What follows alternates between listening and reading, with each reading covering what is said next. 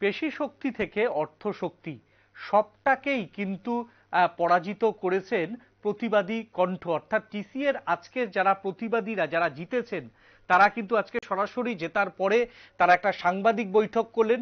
সেই সাংবাদিক বৈঠক করে আগামী দিনে তাদের যে রূপরেখা বা ত্রিপুরা রাজ্যের ক্রিকেটের জন্য তারা কি উন্নতি করবে, ত্রিপুরা রাজ্যের ক্রিকেট নিয়ে তারা কি ভাবছে, সেই নিয়েই কিন্তু তারা একটা সাংবাদিক বৈঠক করেছেন। সেই সাংবাদিক বৈঠকেই সভাপতি পদে যিনি জিতেছেন তপন লোধ, তিনি কি বলেছেন আসুন শুনে নি।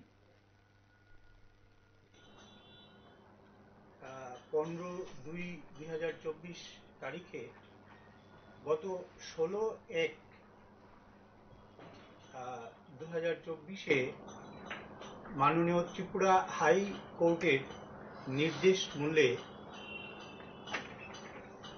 একটা নির্বাচন অনুষ্ঠিত হয়েছে। এই নির্বাচন আমাদের অ্যাপেক্স কাউন্সিলের 6 জন মেম্বার নির্বাচন করবে, যার মধ্যে থাকবে 5 জন অফিস বেয়ারার আর 1 জন কাউন্সিল মেম্বার। এক্ষুনি আমাদের সঙ্গে নেই, একটা বিশেষ জরুরি মিটিংয়ে উনি ব্যস্ত আছেন। আমাদের সঙ্গে আমাদের ভাইস প্রেসিডেন্ট শ্রী উপানন্দ দেববর্মা।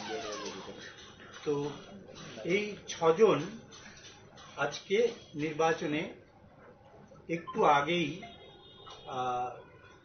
মাননীয় ইলেকটোরাল অফিসার টিসিএ থেকে এনগেজ করা হাইকোর্টের মনোনীত শ্রী কিশোর আম্বুলি এবং সঙ্গে রিটার্নিং অফিসার ছিলেন শ্রী সুশীল সাহা, এদের তত্ত্বাবধানে এবং একটা বিশেষ ইলেকশন অফিসিয়াল টিম দায়িত্ব নিয়ে এরা সুসম্পন্ন করেছে।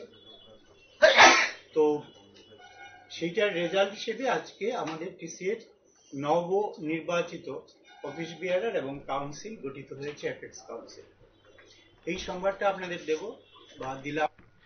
একেবারেই আমরা শুনছিলাম সভাপতি পদে নির্বাচিত তপন লোধ তিনি কি বলছিলেন।